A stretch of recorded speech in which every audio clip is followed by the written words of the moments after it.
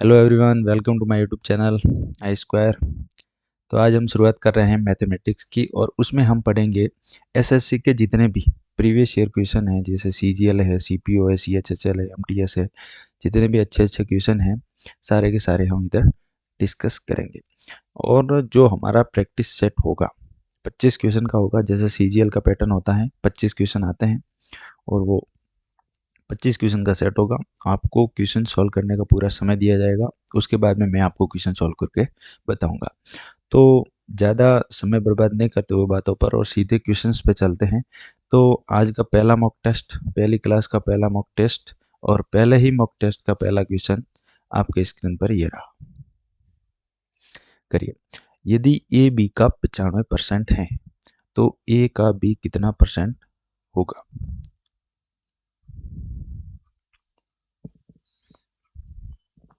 और आज हम जितने भी क्वेश्चन प्रैक्टिस करेंगे वो लगभग सारे के सारे सीजीएल 2023 प्री के होंगे। तो ये क्वेश्चन आपको लग रहा होगा इजी, लेकिन ये भी सीजीएल 2023 का है, प्री का क्वेश्चन है। ये हल्के में ना लें इसको। और इजी, मॉडरेट, चैलेंजिंग सारे के सारे क्वेश्चंस अपने को करने हैं। तो पहला क्वेश्चन करते हैं इसको। ए बी का 95% है। सबसे पहले तो आपको मतलब जो प्रतिशत वैल्यू है, जिसकी परसेंटेज वैल्यू है, उसको फ्रैक्शन में कन्वर्ट करना आना चाहिए। और जो नॉर्मल है, जो 25%, 20%, 45%, 40, 60, इनके तो आपको मुंह पर याद होने चाहिए। क्योंकि आपको जब ये याद होंगे तभी आप जितना मतलब क्वेश्चन को जितना जल्दी कर पाओगे। तो 95% की फ्रैक्शन वैल्यू क्या होती है? 19/20। आपने पढ़ा होगा प्रतिशत में, 19/20 होती है। यानी कि कोई संख्या 20 है तो 20 का 95% कितना होता है? 19। तो कौन? एक तो ए है, एक बी है। बी कितना है? 20 और उसका 95% कितना होता है? 19। तो अब इसने क्या पूछा है? पूछा ये है कि ए का बी कितना प्रतिशत है। तो ए के रेस्पेक्ट में बी कितना प्रतिशत है? ए 19 है, उसके रेस्पेक्ट में बी कितना है? 20 गुना 100। प्रतिशत याद करने के लिए गुना 100%। ठीक है, कितना हुआ? 2000/19%। तो 19 का कितनी बार? 100 बार 1900, और 5 बार और ऊपर 95, तो 1995 कितनी बार? 105 बार। 1995 कितना बचा? 5 रेस्पेक्ट 19%, यानी कि 105 सही 5/19%। तो कौन सा ऑप्शन है? Option number D is the right answer. चलें अगले क्वेश्चन पर। लगभग सबको समझ में आ गया होगा। चलते हैं अगले क्वेश्चन पर, क्वेश्चन नंबर 2। दूसरा क्वेश्चन है, यदि 280 का x प्रतिशत बराबर 240 का 15% प्लस 310 का 20%, तो x का मान क्या होगा? याद करो।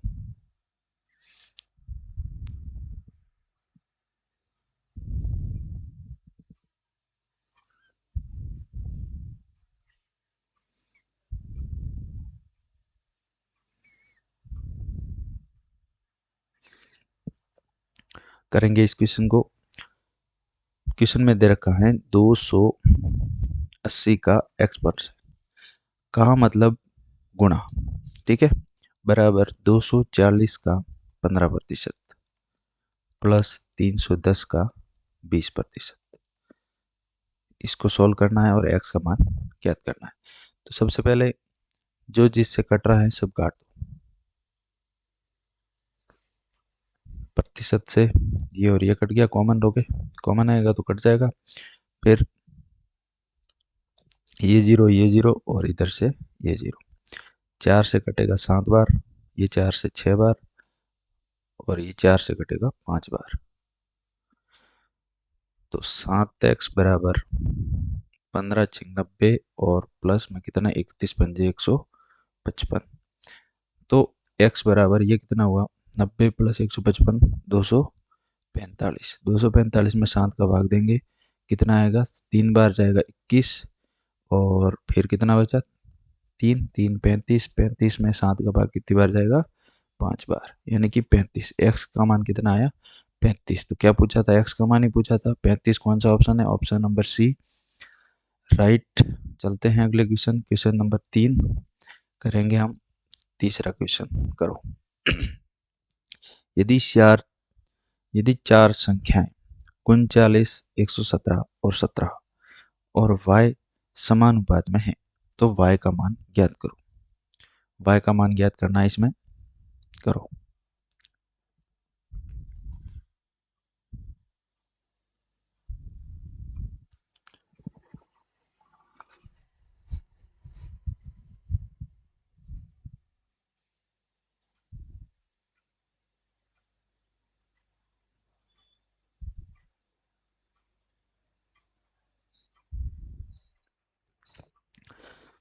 इजी सा क्वेश्चन है, लगभग लगभग सबने कर लिया होगा। तो सबसे पहले तो हम देखते हैं कि आपने सबने पढ़ा होगा समानुपात वाला, कि A अनुपात B समानुपात C अनुपात D। ये ये फॉर्मेट होता है। इसमें हम जब वैल्यू ज्ञात करते हैं तो अंदर दो का गुणा और बाहर दो का गुणा करने पर समान आना चाहिए। क्या आना चाहिए? समान। यानी कि A multiply D is equal to B गुणा C, यानी कि AD is equal to BC। इसी की तरह से इसको भी करेंगे। ये क्या दे रखा है? 39 ratio 117 ratio proportion 17 ratio Y, ये दे रखा है। अंदर वाले का अंदर गुणा, बाहर वाले का बाहर गुणा, दोनों को करेंगे बराबर तो वैल्यू आनी चाहिए बराबर, तो वाई का मान निकल जाएगा। लेकिन हमको क्या करना है कि हमको कोई भी क्वेश्चन जितना हो सके जल्दी करना है, क्योंकि हमारे पास इतना टाइम है नहीं। हमारे को इतना टाइम दिया नहीं गया है कि पूरी की पूरी कैलकुलेशन करें, इसलिए जितना शॉर्ट हो सके उतना शॉर्ट करो। बाय ऑप्शन करो, यूनिट डिजिट से करो, कैसे भी करो। इसको हम यूनिट डिजिट से करेंगे तो कैसे होगा? 7 का 7 में गुणा करेंगे 49, यानी कि 9 यूनिट डिजिट। कितना आ रहा है? 9 यूनिट डिजिट। तो इसमें भी ये 9 है तो 9 का किससे गुणा करें कि यूनिट डिजिट 9 का 9 ही आए? तो 9 का गुणा सिर्फ एक ऐसी संख्या है 1, जिससे करने पर यूनिट डिजिट 9 ही आएगा। तो ऐसी संख्या देखो जिसका यूनिट डिजिट क्या हो? 1। ऑप्शन में कौन सी संख्या है ऐसी? Option number B, 51। तो 39 गुणा 51 इज इक्व टू 117 मल्टीप्लाई 17, ये होगा बराबर। ठीक है, तो 51 ऑप्शन नंबर बी सही आंसर है। चलते हैं अगले क्वेश्चन पे, क्वेश्चन नंबर 4 करिए। 7 और 112 के बीच का माध्य अनुपात क्या है? करो।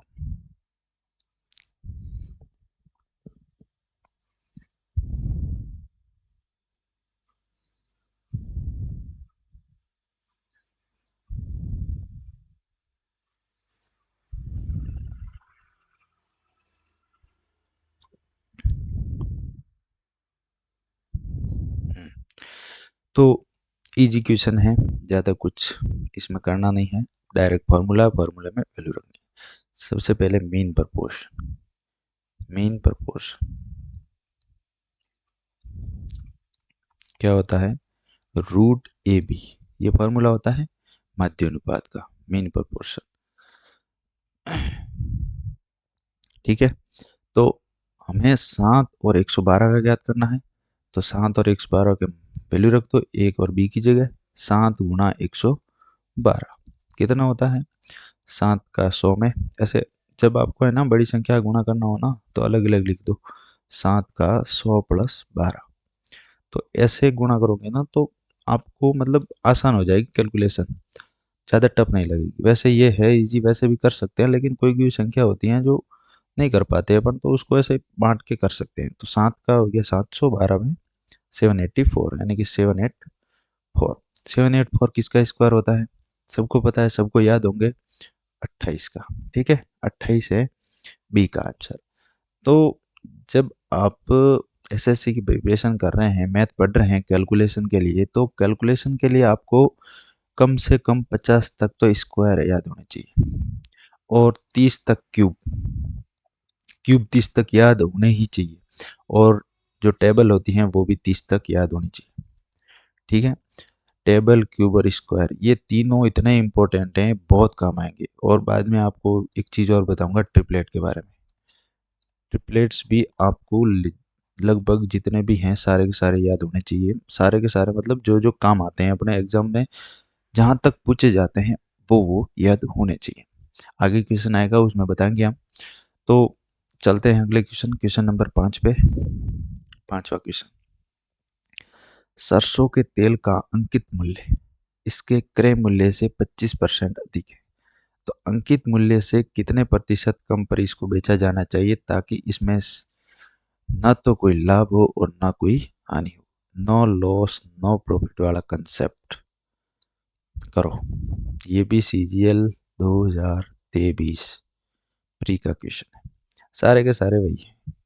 एक दो क्वेश्चन है वो बता दूंगा, वो नहीं है। ठीक है, करो।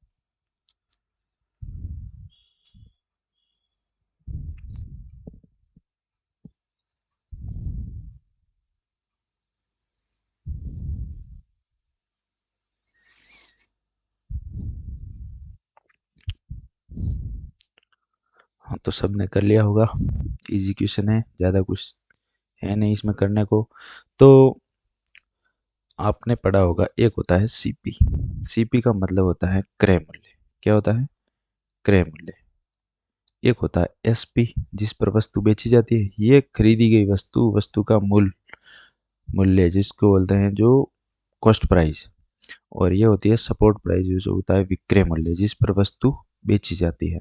और एक होती है मार्क प्राइस, या फिर इसको बोलते हैं एमआरपी बोलो, मार्क प्राइस बोलो, अंकित मूल्य, सूची मूल्य, अंकित मूल्य, जो भी है, खुदरा मूल्य। तो क्रय मूल्य, विक्रय मूल्य और अंकित मूल्य। क्रय मूल्य तो वो होता है जिस पर वस्तु खरीदी जाती है। विक्रय मूल्य वो होता है जिस पर वस्तु बेची जाती है। और अंकित मूल्य वो होता है जो दुकानदार उसको अंकित करता है, अपना एक प्रॉफिट लगा के, जितना लाभ होता है उतना लगा के अंकित करता है, तो वो होता है अंकित मूल्य। तो अब ये क्या कह रहा है कि सरसों के तेल का अंकित मूल्य क्रय मूल्य से 25% अधिक है। क्रय मूल्य अपने आप में कितना होता है? 100। क्रय मूल्य 100 होता है तो 25% अधिक है तो 125। अब इसने क्या कहा है कि अंकित मूल्य से कितने प्रतिशत कम पर इसे बेचा जाना चाहिए ताकि इसमें कोई लाभ ना हो और कोई हानि ना हो। कोई लाभ और कोई हानि तो 100 पर ही नहीं होगी, क्योंकि क्रय मूल्य पर ही उसको बेचेंगे, तभी तो कोई लाभ और कोई हानि नहीं होगी। क्योंकि 100 की वस्तु 100 में बेचेंगे तो नो लॉस नो प्रॉफिट। सीधी सी बात है, 125 के रेस्पेक्ट में 25 कम करना पड़ेगा अपने को। 125 उसने अंकित तो कर लिया, लेकिन जो कंडीशन है उसके लिए अपने को 25 कम करना पड़ेगा, गुना 100। 25 से 125 पांच बार, 100 में 5 का भाग 20, 20%। 20% कम करना पड़ेगा। तो option number B is the right answer. चलते हैं अगला क्वेश्चन, क्वेश्चन नंबर 6। 4% प्रति वर्ष की दर से कितने समय में 10,000 पर उतना ही ब्याज मिलेगा जितना 4 वर्षों में 5% साधारण ब्याज पर 8,000 पर मिलता है? करिए। अच्छा क्वेश्चन है। एसआई का सिंपल इंटरेस्ट।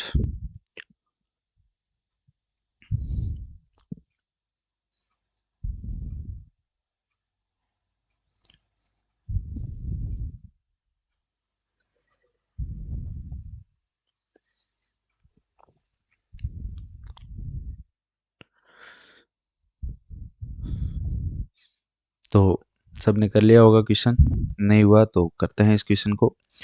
क्वेश्चन है कि 8,000 पर जितना ब्याज मिलता है 4 वर्षों में 5% की रेट पर। सबसे पहले तो सिंपल इंटरेस्ट बराबर क्या होता है? प्रिंसिपल पी गुना रेट। रेट मतलब दर, मूलधन गुणा दर गुणा समय। समय किसको डिनोट करते हैं? टी बटे 100। ठीक है, तो प्रिंसिपल, प्रिंसिपल कितना है? 8, रेट कितनी है? 5, और टाइम कितना? 4 साल। ठीक है, बट्टे 100। जब डायरेक्ट इजी क्वेश्चन है, अच्छी वैल्यू दे रखी है, मतलब जो ज़्यादा मतलब क्या कहते हैं चैलेंजिंग नहीं है, तो उसको हम सीधा फॉर्मूले से करेंगे तो हो जाएगा, यानी कि ज़्यादा टाइम नहीं जाना चाहिए अपना। 2 जीरो से 2 जीरो, 5 चौके 20, 20 का 80 में करेंगे कितना आएगा 1600। 1600। तो 4 साल में 5% साधारण ब्याज की दर से 8,000 पर 1600 रुपये का ब्याज मिलता है। तो 1600 रुपये का ब्याज 10,000 में 4% की दर से कितने साल में मिलेगा? तो 10,000 का 4%, 1 साल का हो गया। 1 साल में कितना हुआ ये, यानी कि 400। 400। अब 400 से 1600 यानी कि कितने साल में, 4 साल में। 1 साल में 400, 2 साल में 800 और 4 साल में 1600। तो कितने, ऑप्शन नंबर ए राइट, 4 वर्ष। चलते हैं अगला क्वेश्चन, क्वेश्चन नंबर 7। ये सबको समझ में आ गया होगा। चलते हैं क्वेश्चन नंबर 7 पर। ये क्वेश्चन नंबर 7 है, गलती से टाइप हो गया, 7 नंबर है। क्या है क्वेश्चन? एक 40 लीटर मिश्रण में 25% अल्कोहल है। 40 लीटर का मिश्रण है, उसमें 25% अल्कोहल है और 75% पानी है, यानी कि 25% अल्कोहल बाकी पानी है। यदि मिश्रण में 10 लीटर पानी और मिलाया जाता है तो नए मिश्रण में अल्कोहल का प्रतिशत कितना होगा? ठीक है, करते हैं इस क्वेश्चन को। एक 40 लीटर का मिक्सर है, ठीक है, उसमें अल्कोहल है और वाटर है। अब इसने क्या कहा है कि 40 लीटर का 25% और 75% पानी है, ठीक है। 25% यानी कि 1/4 और 75% यानी कि 3/4, ठीक है।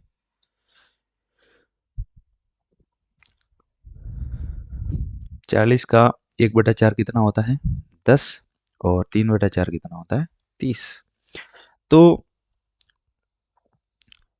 10 लीटर अल्कोहल और 30 लीटर पानी। अब उसने क्या किया है, मिक्सचर में 10 लीटर पानी और मिला दिया है। तो पानी बढ़ा है, अल्कोहल तो उतना का उतना ही है, 10 ही है। पानी कितना हो गया, 30 से बढ़कर 40। 10 लीटर मिलाने पर क्या हो गया, 40। टोटल मिक्सचर कितना हुआ, 40 10 50। अब 50 के रेस्पेक्ट में अल्कोहल कितना प्रतिशत है? अल्कोहल कितना हुआ, 10 लीटर ही है अल्कोहल, गुणा 100%। 1/5 20% होता है वैसे भी, और 100 करके करेंगे तो भी 20% होगा। 20%, option number B is the right answer. चलते हैं अगले क्वेश्चन पे, क्वेश्चन नंबर 8 करिए।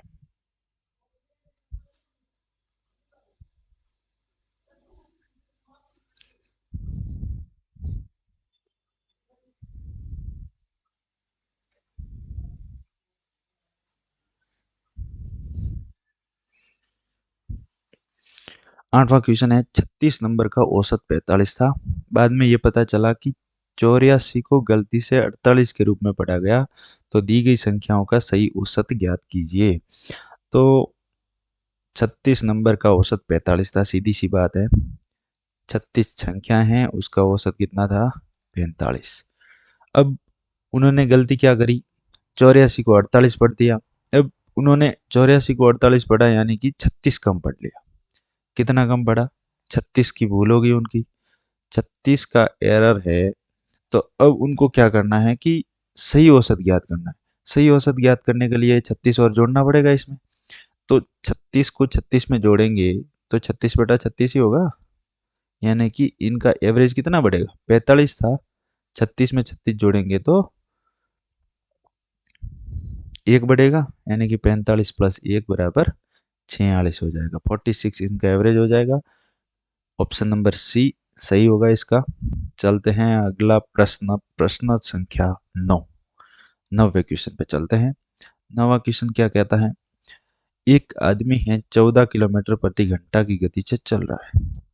14 किलोमीटर प्रति घंटा की चाल है उसकी, उसकी गति से चल रहा है, लेकिन प्रत्येक किलोमीटर के बाद में वह 7 मिनट का विश्राम करता है। क्या करता है, 7 मिनट। 1 किलोमीटर चला, 7 मिनट का ब्रेक लिया, 7 मिनट आराम करता है, फिर चलता है, फिर चलता है, और 7 किलोमीटर की दूरी तय करने में उसको कितना समय लगेगा? सीधी सी बात है।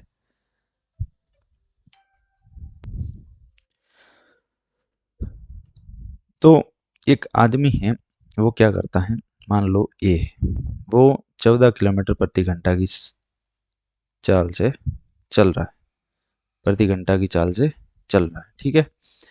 यहाँ से चला, ये आदमी है, यहाँ से चलता है 1 किलोमीटर, कितना चला, 1 किलोमीटर, फिर 1 किलोमीटर चला,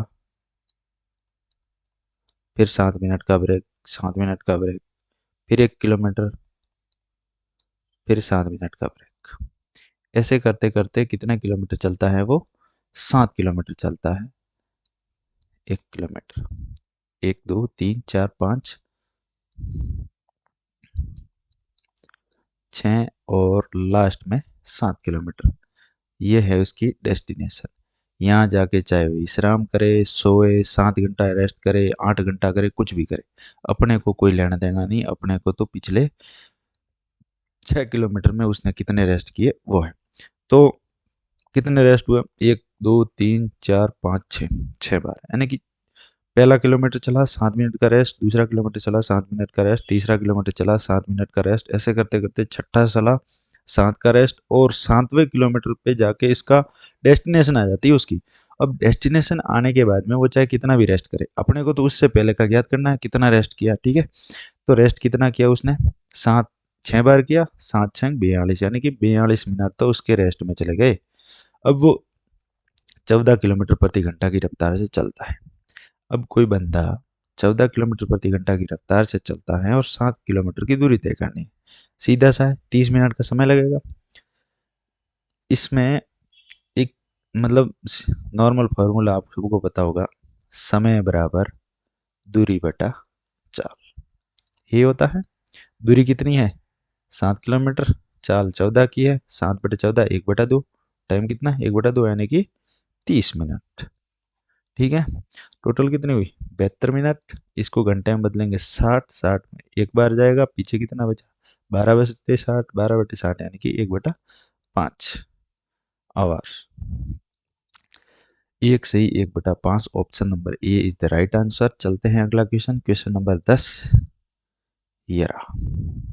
अच्छा क्वेश्चन है ये, बोट एंड स्ट्रीम का क्वेश्चन है, बहुत अच्छा क्वेश्चन है। धारा के प्रतिकूल 144 किलोमीटर की दूरी तय करने के लिए ए को 12 घंटे का समय लगता है, जबकि समान दूरी को धारा के अनुकूल जाने में केवल 9 घंटे लगते हैं। धारा की गति क्या है, अपने को धारा की गति ज्ञात करनी है। सबसे पहले तो आपको इसका कंसेप्ट पता होना चाहिए। तो कंसेप्ट क्या है देखते हैं, इसका डाउन स्ट्रीम अप स्ट्रीम कैसे ज्ञात करते हैं उसके बारे में समझते हैं सबसे पहले। तो ये नदी है, ठीक है, इसमें एक नाव है, क्या है, नाव, ये नाव है, इस दिशा में जा रही है, ठीक है। और नाव की गति या नाव में बैठे व्यक्ति की गति किस, क्या कहते हैं, एक्स, एक्स बोलते हैं, ठीक है, एक्स किलोमीटर प्रति घंटा। और जो धारा है, धारा, धारा के विपरीत चाल कैसे भी, यानी कि धारा की गति जो स्ट्रीम है, यानी कि धारा की चाल कितनी है, y किलोमीटर प्रति घंटा, y किलोमीटर प्रति घंटा मानते हैं हम। तो अप स्ट्रीम जाने में, यानी कि नदी तो बह रही है इस दिशा में, किस दिशा में, इस दिशा में, और अप स्ट्रीम का मतलब उनके विपरीत दिशा में, यानी कि नाव है, ये नाव है, वो नाव है इस दिशा में जा रही है, नदी बह रही है उस दिशा में। तो धारा के विपरीत जाने के लिए, यानी कि अप स्ट्रीम यू, यू से डिनोट करते हैं अप स्ट्रीम, यानी कि एक्स माइनस वाई, ठीक है, X minus Y up stream. और डाउन स्ट्रीम जाने के लिए, डाउन स्ट्रीम मतलब नदी इस दिशा में बह रही है और नाव भी उसी दिशा में जा रही है, तो क्या हो जाएगी, जो चाल है वो जो जुड़ जाएगी डाउन स्ट्रीम, यानी कि डी से डिनोट करते हैं एक्स प्लस वाई, किलोमीटर प्रति घंटा, ठीक है। तो इसी कंसेप्ट से हम इस क्वेश्चन को करेंगे। क्वेश्चन क्या है कि धारा के प्रतिकूल यानी कि अपस्ट्रीम, अपस्ट्रीम होता है एक्स माइनस वाई, कितना चलता है 144 12 घंटे में। तो उसकी स्पीड क्या हुई 144/12, यानी कि 12 किलोमीटर प्रति घंटा। अब धारा के प्रतिकूल 144 चलने में 12 घंटे और अनुकूल 144 चलने में कितना, 9 घंटे का समय लगता है।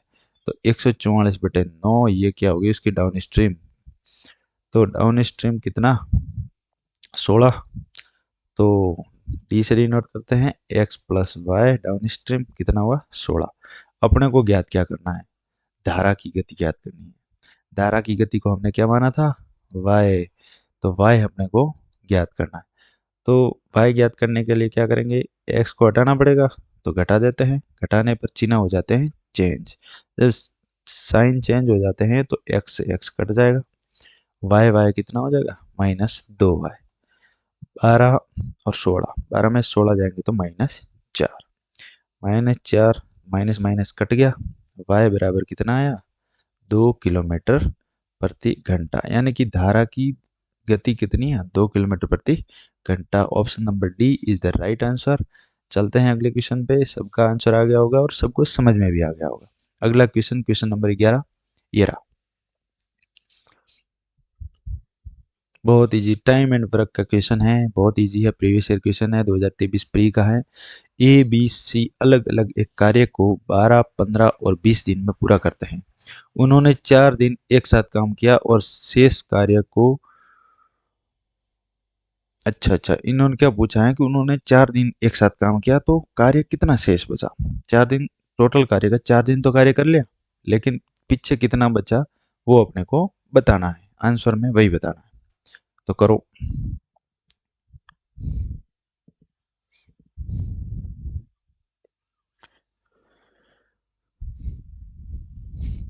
करते हैं क्वेश्चन को। ए बी सी एक अलग अलग कार्य को 12, 15 और 20 दिन में करते हैं। ए किसी कार्य को 12 दिन में करता है, बी किसी कार्य को 15 दिन में करता है और सी किसी कार्य को 20 दिन में करता है।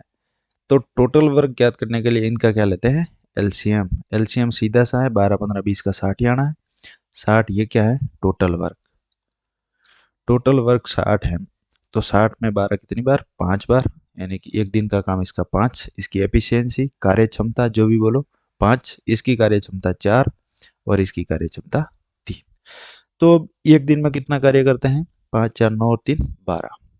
12 कार्य एक दिन में करते हैं, तो वो कार्य कितने दिन करते हैं, 4 दिन, यानी कि 48 कार्य किया उन्होंने। 60 में से 48 किया, कितना पीछे कितना बचा, 12। 12/60 यानी कि 1/5 कार्य शेष बचा। तो यही पूछा था कितना कार्य लेफ्ट, तो 1/5। Option number B is right answer. चलते हैं अगले क्वेश्चन पर, सबको समझ में आ गया होगा। क्वेश्चन नंबर 12 क्या है, मीनू की उम्र 38 साल है, उसकी बेटी 8 साल की है। कितने वर्षों में मीनू अपनी पुत्री की आयु की 2 गुनी हो जाएगी। करिए, क्वेश्चन अच्छा है, डायरेक्ट ऑप्शन से हो जाएगा और आपको उसी से ही करना है। करिए।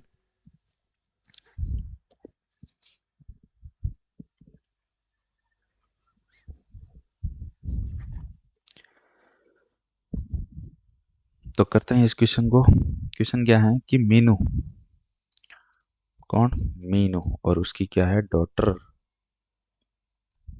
डॉटर है 8 साल की, मीनू है 38 साल की।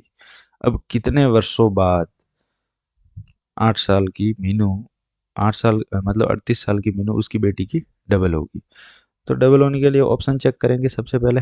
22, 22 चेक करते हैं, 22 जोड़ते हैं इसमें और 22 इसमें जोड़ते हैं, तो ये तो हो जाएगा 30 और ये हो जाएगा 60, यानी कि 22 वर्षों के बाद में अपनी बेटी की आयु की दुगुनी हो जाएगी, डबल हुई। तो 22 वर्ष, option number A right answer, पहला ही सही है, तो अगला चेक करने की जरूरत है नहीं। तो ऐसे ही करना है, जो ऑप्शन से हो रहा है ऑप्शन से, यूनिट डिजिट से हो रहा हो यूनिट डिजिट से। ठीक है, चलते हैं अगला क्वेश्चन। क्वेश्चन नंबर 13, प्रश्न संख्या 13। करिए, एक 15 सेंटीमीटर लंबा एक वर्त के केंद्र से उसकी 40 सेंटीमीटर जीवा तक लंब खींचा जाता है, वर्त की त्रिज्या ज्ञात कीजिए। 15 सेंटीमीटर का लंब है, 40 सेंटीमीटर की जीवा पर डाला जाता है, वर्त के केंद्र से डाला जाता है, तो वर्त की त्रिज्या ज्ञात करनी है। करिए, क्वेश्चन बहुत अच्छा है।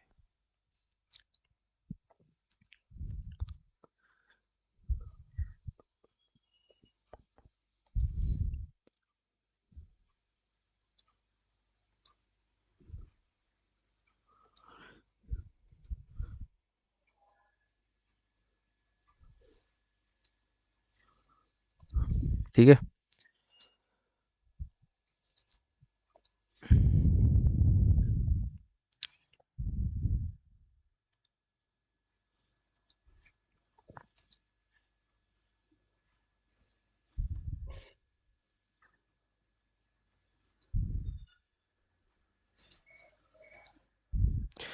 तो ये वर्त है, वर्त का केंद्र क्या है, ओ।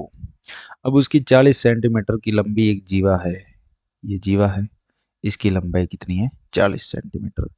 अब ये केंद्र है, केंद्र से क्या डाला जाता है इस पे, लंब, और लंब हमेशा जीवा को क्या करता है, दो भागों में डिवाइड करता है। ये 20 सेंटीमीटर, तो ये भी कितना होगा, 20 सेंटीमीटर। और जो लंब है उसकी लंबाई कितनी है, 15 सेंटीमीटर। 15 20, तो त्रिज्या कितनी हुई, आपने ट्रिपलेट पढ़ा होगा, ट्रिपलेट, जिस, कौन सा, 3 4 और 5। तो आपको नहीं लग रहा है कि यहाँ 3 4 5 का ट्रिपलेट लग रहा है, 3 का मतलब 15, 4 का मतलब 20, गुणा 5 गुणा 5, यानी कि 5 का इसमें मल्टीप्लाई करेंगे, कितना आएगा, 25। 25 सेंटीमीटर इसकी त्रिज्या होगी। Option number A is the right answer. चलते हैं अगला क्वेश्चन, बहुत इजी। क्वेश्चन नंबर 14, प्रश्न संख्या 14। 6,000 रुपये प्रति वर्ष 8% की दर से 21 महीने में कितना साधारण ब्याज अर्जित करेंगे, ज्ञात कीजिए।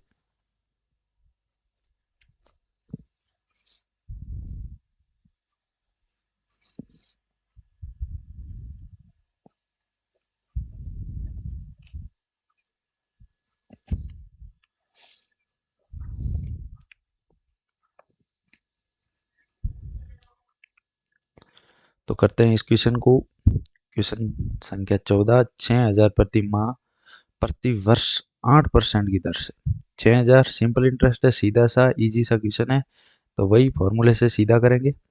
8% की दर से 21 महीने का 21/12 कर देंगे, और 100 है तो बटे में 100 कर देंगे, ठीक है। तो 2 जीरो से 2 जीरो कटा, 12 से मतलब ये 60 घटिया 5 बार।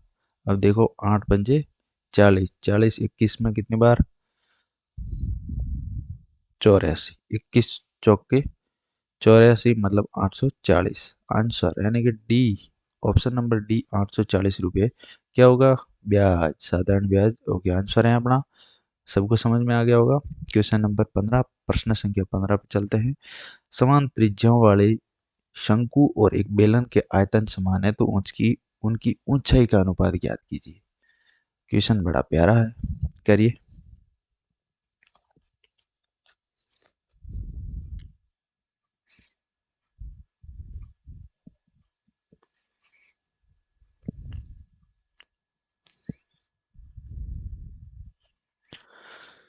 चलो करते हैं इस क्वेश्चन को। समान त्रिज्या वाले एक शंकु और एक बेलन, माना त्रिज्या, यानी कि त्रिज्या समान है, तो आर क्या है, त्रिज्या, ऊंचाई एक मान लो h1 और एक मान लो h2।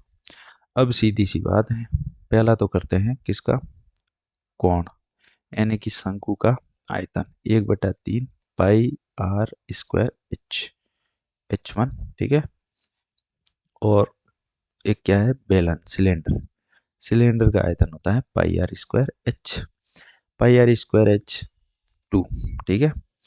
तो आर स्क्वायर से आर स्क्वायर कट गया, और पाई से पाई कट गया, 1/3 है उधर जाके, H1/H2 इज इक्वल टू कितना हो जाएगा, ये हो जाएगा 3:1, 3/1। तो यही इसका आंसर होगा। ऊंचाई का अनुपात पूछा है, H1 कौन, यानी कि शंकु की, और H2 सिलेंडर यानी कि बेलन की, 3:1 ऊंचाई होगी, यानी कि option number D is the right answer. चलते हैं अगला क्वेश्चन, बहुत इजी था, सबको समझ में आ गया होगा। क्वेश्चन नंबर 16, ये रहा, बहुत अच्छा क्वेश्चन है ये करिए, ये 2023 का नहीं है।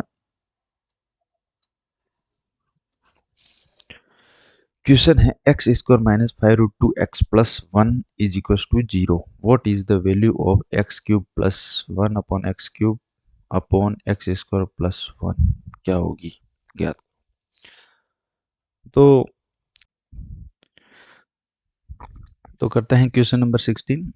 क्या दे रखा है, X square minus 5√2x plus 1 is equal to 0।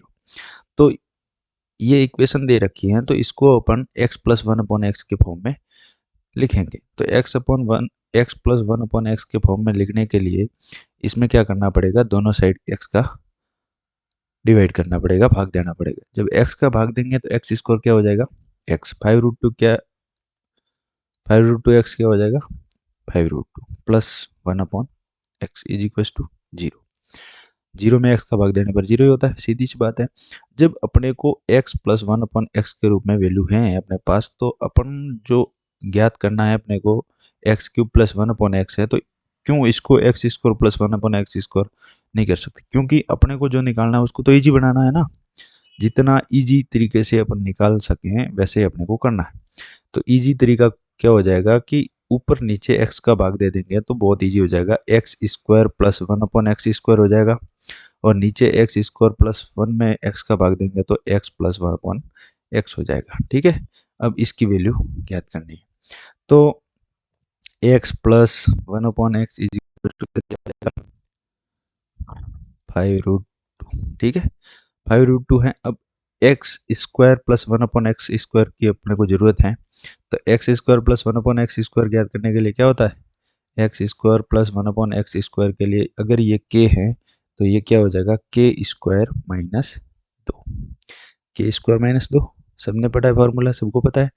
तो ऐसे निकालें क्या होगा, 5√2 का स्क्वायर कितना होता है, 50 माइनस 2 बराबर कितना हुआ, 48।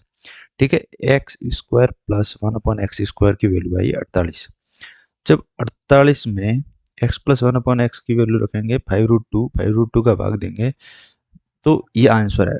क्या ये आंसर ऑप्शन है कोई, नहीं है।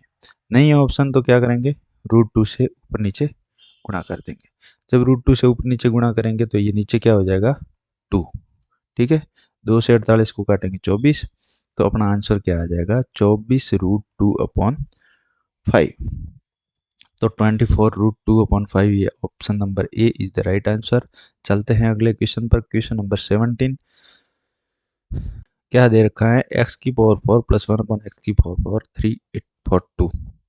तो इसको अपन X square plus 1 upon X square में पहले बदलें।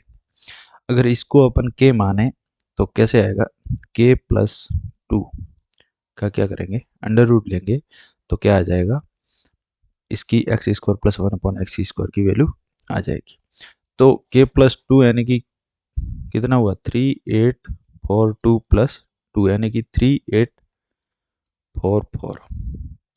ठीक है, 3844 किसका होता है वर्गमूल, 60 का नहीं होता, 3600 और 61 का नहीं, 62 का, 62। यानी कि 62 का स्क्वायर कितना होता है, 3844। इसी तरीके से ये किसकी वैल्यू है, X square plus 1 upon X square की।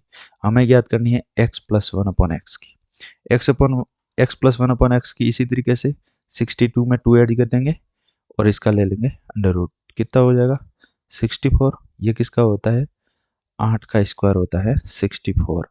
तो 8 यानी कि 8 is the right answer, option number B. चलते हैं अगला क्वेश्चन, क्वेश्चन नंबर 18। प्रश्न संख्या 18 आपकी स्क्रीन पर ये रहा। पीटी एक वृत्त की स्पर्श रेखा है। पीटी क्या है, एक वृत्त की स्पर्श रेखा है जिसका केंद्र O है। वृत्त का केंद्र O है और जहाँ टी वृत्त पर एक बिंदु है, और पीटी की लंबाई दे रखी है और पीओ की लंबाई दे रही है। वृत्त की त्रिज्या अपने को ज्ञात करनी है। तो सबसे पहले ये वृत्त का केंद्र जिसको हम मानते हैं ओ वृत्त का केंद्र है। ये इधर एक बिंदु है जिसको बोलते हैं अपन टी, क्वेश्चन में दे रखा है टी। ठीक है, यहां से हम एक स्पर्श रेखा खींचते हैं पी बिंदु तक।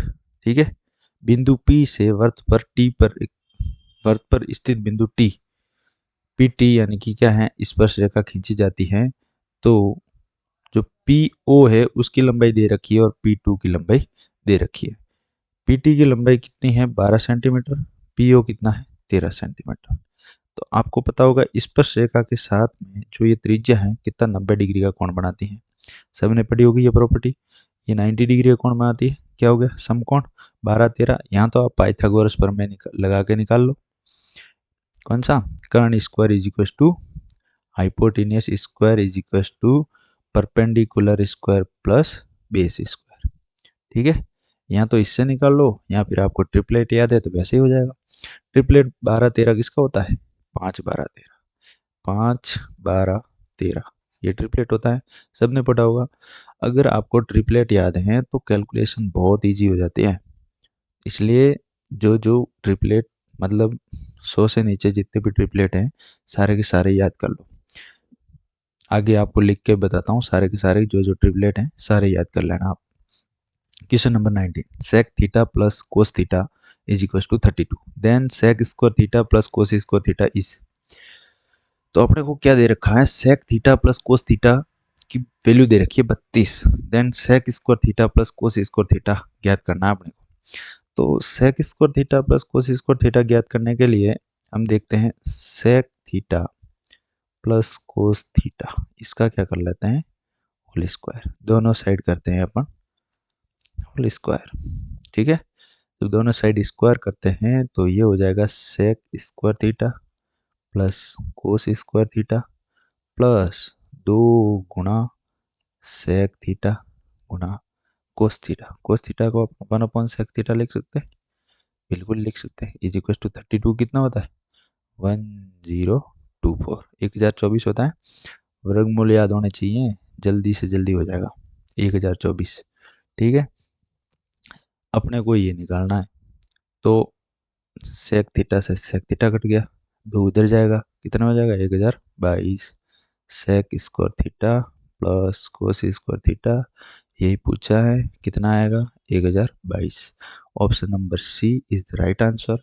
ऑप्शन नंबर ये नहीं है, कभी गलती ना बताना अपने को। चलते हैं, सबको समझ में आ गया होगा। क्वेश्चन नंबर 19, अगला क्वेश्चन प्रश्न संख्या 20, ये रहा। चोर पुलिस वाला क्वेश्चन है, बहुत ही इंपॉर्टेंट और हमेशा पूछा जाता है एसएससी के एग्जाम में। तो चलिए क्वेश्चन करते हैं अपन क्वेश्चन नंबर 20। एक चोर है, सुबह 3 बजे वैन चुराता है और उसे 57 किलोमीटर प्रति घंटा की रफ्तार से चलाता है। तो क्वेश्चन करते हैं, चोर है एक, वो इधर से चलता है 3 बजे, 3 बजे वाहन की चोरी करता है, 57 किलोमीटर प्रति घंटा की रफ्तार से चलता है। 4 बजे तक तो वो भागता है और 4 बजे मालिक जग जाता है। जब मालिक जगता है 4 बजे और 4 बजे उसका पीछा करना शुरू करता है 76 किलोमीटर प्रति घंटा की रफ्तार से दूसरी वैन से। तो जब उसका पीछा करता है, कब करना शुरू करता है? 4 बजे, और वो आ रहा है 76 किलोमीटर प्रति घंटा की रफ्तार से। अब वो 1 घंटे में कितनी डिस्टेंस कवर कर लेगा? 57 किलोमीटर प्रति घंटा की रफ्तार जाएगा, तो 1 घंटे में 57 गया वो। अब मालिक ने पीछा करना शुरू किया, अब फॉर्मूला लग जाएगा अपना रिलेटिव स्पीड वाला फॉर्मूला लगा के अपन टाइम के कितने टाइम में वो पकड़ा जाएगा। तो रिलेटिव स्पीड का फॉर्मूला क्या लगेगा? सबको पता है, सापेक्ष गति वाला फॉर्मूला है कि distance is equal to s1 minus s2 गुना टी, यानी कि समय। स्पीड है, जो स्पीड ज़्यादा है वो उसमें से कम वाली स्पीड घटा देंगे। अगर एक ही दिशा में चल रहे हैं तो माइनस, और अलग अलग जैसे कि दूसरी विपरीत दिशाओं से दोनों आ रहे हैं आमने सामने तो जुड़ जाएगी स्पीड। तो इधर एक ही दिशा में जा रहे हैं तो उनकी स्पीड है वो घट जाएगी। डिस्टेंस कितनी है? 57 किलोमीटर, और S1 यानी कि ज़्यादा स्पीड किसकी है? 76 माइनस 57, ठीक है, गुना टी। अभी 76 में 57 कितना? 19 बार, टी कट जाएगा 19 से कितनी बार? 3 बार, यानी कि टी बराबर 3 घंटे समय आया। 4 बजे मालिक पीछा करना शुरू करता है और 3 घंटे बाद उसको पकड़ लेता है, तो 4 और 3 कितना? 7 घंटा, यानी कि 7। Option number B is the right answer. सबको समझ में आ गया। अगला क्वेश्चन, क्वेश्चन नंबर 21, चलते हैं। प्रश्न संख्या 21 क्या है? यदि एक घन का कुल पृष्ठीय क्षेत्रफल 24 वर्ग इकाई है तो घन का आयतन क्या है? करिए।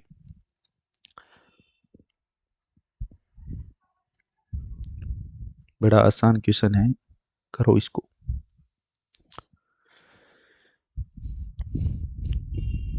चलो करते हैं इस क्वेश्चन को। क्वेश्चन है, एक क्यूब है, उसका कुल पृष्ठीय क्षेत्रफल, क्यूब का कुल पृष्ठीय क्षेत्रफल कितना होता है? 6a²। वो कितना दे रखा है? 24। 6a² मतलब a मतलब उसकी भुजा, उसकी जो साइड है, साइड क्या है, ए है। अपने को साइड पता हो जाएगी तो उसका आयतन निकाल लेंगे अपन। तो उसका वॉल्यूम ज्ञात करने के लिए साइड निकालनी है। साइड 6 का इसमें कितनी बार कटेगा, ये 4 बार। तो एक की वैल्यू कितनी आ जाएगी, 2। ठीक है, जब ए की वैल्यू 2 आती है तो जो क्यूब है, क्यूब का वॉल्यूम कितना होता है, एक क्यूब। क्यूब का वॉल्यूम कितना होता है, एक क्यूब। तो एक क्यूब 2 का क्यूब कितना होगा, 8। 8, option number A is the right answer. सबको समझ में आ गया होगा। चलते हैं अगले क्वेश्चन, क्वेश्चन नंबर 22। आपकी मोबाइल स्क्रीन कंप्यूटर स्क्रीन पर ये रहा। करते हैं क्वेश्चन नंबर 22। एक पाइप एक टंकी को 30 घंटे में भरता है। एक पाइप है ए, वो टंकी को कितने में भरता है, 30 घंटे में। अब क्या है कि तल में रिसाव लीकेज है, टंकी में लीकेज के कारण ये टंकी 50 घंटे में भरती है। अब पाइप ए है, टंकी को भर रहा है, लीकेज से पानी बाहर निकल रहा है। तो ये टंकी है, इसमें ये पाइप है, ये तो पानी भर रहा है और इधर लीकेज नहीं निकल रहा है।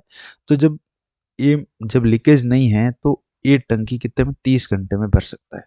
लीकेज के कारण वही टंकी कितने में भरती है, 50 घंटे में। तो ए माइनस बी मतलब समझ रहे हैं, यानी कि लीकेज है, जो लीकेज होने के कारण टंकी 50 घंटे का समय लगता है। तो ए माइनस बी हुआ, बी खाली होने माइनस में लेते हैं हमेशा। तो 30 50 यानी कि इसका एलसीएम कितना हो जाएगा, 150। टोटल वर्क कितना आएगा, 150। इसकी एफिशिएंसी आ जाएगी 5 और ए माइनस बी की 3। तो ए की एफिशिएंसी 5 है, तो बी की कितनी होगी कि ए माइनस बी बराबर 3 है, यानी कि 2। तो ए 1 घंटे में 5 लीटर पानी भरता है, तो बी बी द्वारा जो लीकेज है वो 2 लीटर खाली करता है, यानी कि 3 लीटर 1 घंटे में भरता है लीकेज के कारण। अब उसने क्या कहा है कि लीकेज पूरी टंकी को खाली करने में कितना समय लगेगा। तो लीकेज, अब टंकी कितने 30 घंटे में भर लेती है, 150 लीटर इसमें जो भी है पानी आया, ठीक है। अब लीकेज खाली कितने टाइम में करेगा, 2 का भाग देंगे इसमें, क्योंकि 1 घंटे में 2 लीटर पानी ही खाली करता है लीकेज। तो 2 तो कितना खाली होगा, यानी कि 75 घंटे। बी की कार्य क्षमता कितनी है, 2 का भाग देंगे तो 75 घंटे। B is the right answer. सबको समझ में आ गया होगा। चलते हैं अगला क्वेश्चन, क्वेश्चन नंबर 23। बहुत ही अच्छा क्वेश्चन है, करिए।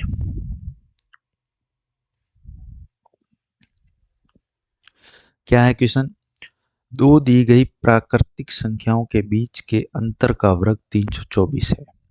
यानी कि दो प्राकृतिक संख्या a माइनस बी, उनके अंतर का वर्ग है, यानी कि a माइनस बी का होल स्क्वायर कितना दे रखा है, 324। ठीक है, जब इन दो दी गई संख्याओं का गुणनफल 144 है। अब इनका गुणनफल दे रखा है A minus A multiply B is equal to 144। ठीक है, तो इन दो दी गई संख्याओं के वर्गों के बीच का धनात्मक अंतर ज्ञात कीजिए। दो दी गई संख्याओं के धनात्मक अंतर, यानी समझ गए हैं आप, दो दी गई संख्या के वर्गों के बीच का धनात्मक अंतर, A square minus B square is equal to क्या, ये ज्ञात करना अपने को। तो सबसे पहले ए माइनस बी का होल स्क्वायर 324 है ना, समझ रहे आप। और ए गुणा बी कितना है, 144। तो आपके ध्यान में ऐसी कोई संख्या नहीं आ रही जो ए में से बी को घटाने पर 324, मतलब क्या होगा, 324 का मतलब क्या है, ये स्क्वायर है। तो ए माइनस बी बराबर कितना होगा, अंडर रूट ले लेंगे 18। तो ऐसी संख्या जो एक दूसरे में से घटाने पर तो 18 आ जाए, और ए गुणा बी बराबर, मतलब दोनों का गुणा करें तो 144 आ जाए। हिट एंड ट्रायल करो, लगाओ कौन सी संख्या है। तो 2 का गुणा करने पर 24 गुणा 6, 24 गुणा 5 120, 6 बार कितना 144 है। 144 24 गुणा 6 है, और 24 में 6 घटाने पर कितने 18 आते हैं, बिल्कुल। 24 और 6 अपने पास दो हैं, ए बराबर 24 और बी इज इक्वल टू 6। दो अपने पास संख्या है, और उनका क्या करना है कि अलग अलग संख्याओं के वर्गों का डिफरेंस ज्ञात करना है, और वो बताना है, आंसर है अपना हो जाएगा। ठीक है, 24 का स्क्वायर कितना होता है, 576, 576 सबको याद होगा। बी यानी कि 6 और 6 का स्क्वायर कितना होता है, 36 इज इक्वल टू कितना आएगा, 576 में 36 घटाने पर 540। 540 आंसर आता है। 540 कौन सा आंसर ऑप्शन है? Option number D is the right answer. चलते हैं अगला क्वेश्चन, क्वेश्चन नंबर 24। बहुत ही अच्छा क्वेश्चन है, करिए।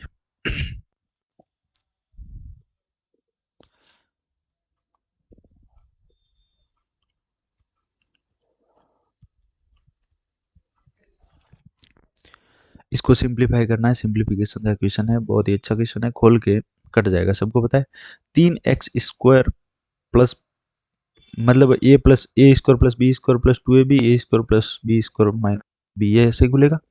तो ऐसे खुलेगा तो 3 का स्क्वायर, इस 3 का स्क्वायर और इस 3 का स्क्वायर कितना होगा? 9 में 18x² कितना हुआ? 18x² प्लस 5 का स्क्वायर 25 और इधर 5 का स्क्वायर 25, दोनों जुड़ जाएंगे यानी कि 50। ठीक है। अब ये कितना है? 3 5 दिए 15, 15x और 2 का गुणा 2ab करेंगे तो 30x और इधर हो जाएगा -30x। इससे तो ये कट गया, इधर क्या बचा? 18x² plus 50। जब 18x² प्लस 50 बचा है तो ये तो कहीं ऑप्शन आंसर है नहीं, तो ऑप्शन क्या है? ये है, दो कॉमन ले लो, 9x² प्लस 25, जो कि option number D is the right answer दे रखा है अपने को। 24वां क्वेश्चन जो कि सबको समझ में आ जाएगा, a+b का होल स्क्वायर लगाना है, सबको पता है। ठीक है, करते हैं अगला क्वेश्चन, क्वेश्चन नंबर 25। सबसे अच्छा और बेस्ट क्वेश्चन है, मस्त क्वेश्चन है ये, करिए।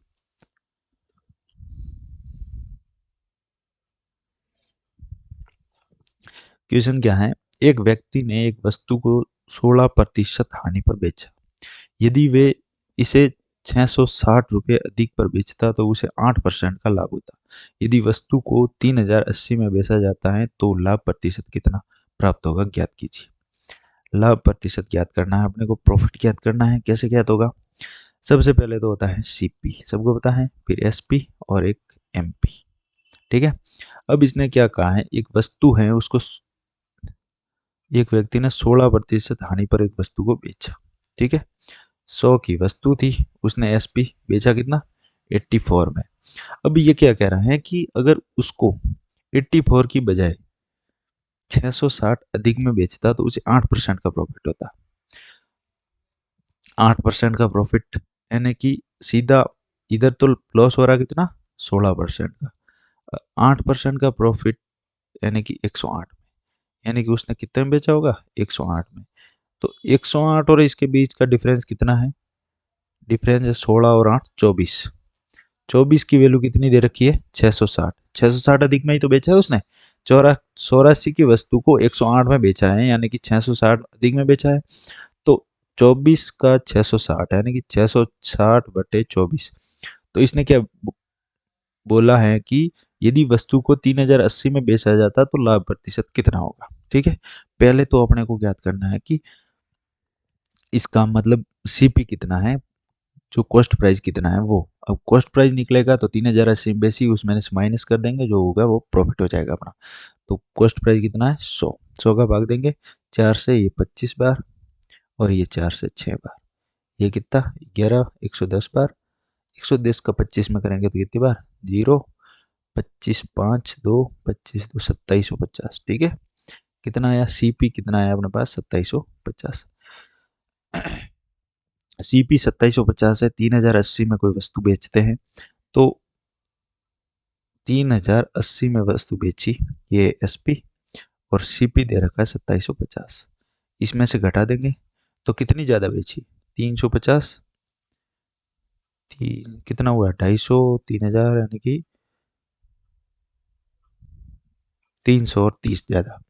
2750 के रेस्पेक्ट में 330 ज़्यादा बेची है। 100 का भाग देंगे तो परसेंटेज वैल्यू आ जाएगी, जो क्या है? ये अपना प्रॉफिट है। तो प्रॉफिट क्या है कि 330 ज़्यादा बेची है, 2750 गुणा 100%। ठीक है, 0 से 0 कट गया। 25 से ये 4 बार, ये 25 से कितनी बार जाएगा? ये जाएगा 8 और 3 11 बार। ठीक है, 11 से 33 3 बार, 4 तरी 12%, यानी कि 12% प्रॉफिट होता है उसको टोटल। टोटल 12% प्रॉफिट होता है, जो कि option number C is the right answer दे रखा है। ठीक है, तो अपने इधर हो जाते हैं 25 क्वेश्चन पूरे। 25 क्वेश्चन अपन ने आज किए, और 25 क्वेश्चन सबके लगभग, जो स्टूडेंट हैं जो तैयारी कर रहे हैं उनके सभी के सही हुए होंगे। और जिस जिसकी 25 क्वेश्चन सही हुए हैं तो वो अच्छे से और ज़्यादा मेहनत करें। आगे वाले जो मॉक टेस्ट होने वाले हैं उनमें जो मैं करवाऊंगा उनमें धीरे धीरे लेवल जाएंगे। ये तो इजी था, प्रीवियस ईयर पेपर के थे। और भी जो मॉडरेट है मैं खुद बनाऊंगा क्वेश्चन, वो भी हैं। तो अच्छे अच्छे क्वेश्चन अच्छे लेवल के जो भी अपन प्रैक्टिस करेंगे, ये प्री लेवल के थे, मेंस लेवल के भी अपन करेंगे। वैसे अभी जो एसएससी सीजीएल प्री मेंस दोनों ही एक जैसे ही होते हैं, ज़्यादा कोई डिफरेंस इसमें है नहीं। तो अपन सारे के सारे क्वेश्चन करेंगे, और अगली क्लास में मिलते हैं दूसरा मॉक टेस्ट। सबको, मुझे आशा है कि सबको समझ में आ गया होगा। और अगर आपको मेरे पढ़ाने का तरीका अच्छा लगा हो तो ज़रूर कमेंट करें, और इसमें जो भी सुधार की आवश्यकता है तो ज़रूर बताएं मुझे, और मेरे चैनल को सब्सक्राइब करें। जो आपकी मदद की आवश्यकता है। ठीक है, धन्यवाद। मिलते हैं अगले क्लास में। Thank you.